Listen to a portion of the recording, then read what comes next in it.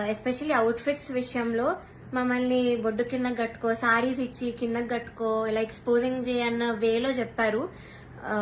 చాలాసార్లు తిప్పేవాళ్ళు నన్ను especially correct పాడే ముందు. అంటే ఎగ్జాస్ట్ అయిపోయేదాన్ని ఆ టైంకి, అయినా కూడా ఐ గేవ్ మై బెస్ట్, అది వేరే విషయం. అండ్ ఇలా బాడీ షేమింగ్, ఆ కాస్ట్యూమ్ డిజైన్ అయితే నా ఫేస్ మీద అన్నాడు, ఇలాంటి బాడీకి నేను ఇంకేం ఇవ్వగలను అన్న మాట అన్నాడు. ఏమో ఐ వాజ్ వెరీ చాలా ఎఫెక్ట్ అయినాను మెంటలీ. ఈ విషయంతో మాత్రం సెల్ఫ్ ఎస్టీమ్ కానీ కాన్ఫిడెన్స్ కానీ అంతా లేకుండా పోయింది వీళ్ళనే మాటల వల్ల. అండ్ మీరు ఒకటి గమనించుంటే ఎస్పీబీ సార్ ఉన్నప్పుడు మాత్రం ఇలాంటి కుళ్ళు జోకులు, కామెడీలు, డాన్సులు చేయడం మాత్రం ఎప్పుడూ కూడా లేదు. మీరు ఒక్కసారి అన్ని సీజన్స్ రివైండ్ చేసుకొని చూడండి, నా సీజనే చూడండి 2017లో.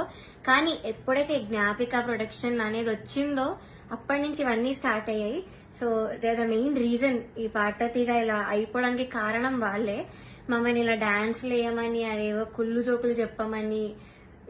మీరు ముందు చూస్తారు, ఇప్పుడు ఎర్రని కొరదని గోపాల్లో నేను చాలా డాన్స్ చేశాను. నెక్స్ట్ వచ్చే ఎపిసోడ్ లో కూడా డాన్స్ చేశాను, because I was forced to dance. So చేశాను. నేను ఇప్పటివరకు అయితే అంత డాన్స్ ఎప్పుడూ చేయలేదు ఏ రియాలిటీ షోలో, కానీ చేశాను, మీరే చూస్తారు. అండ్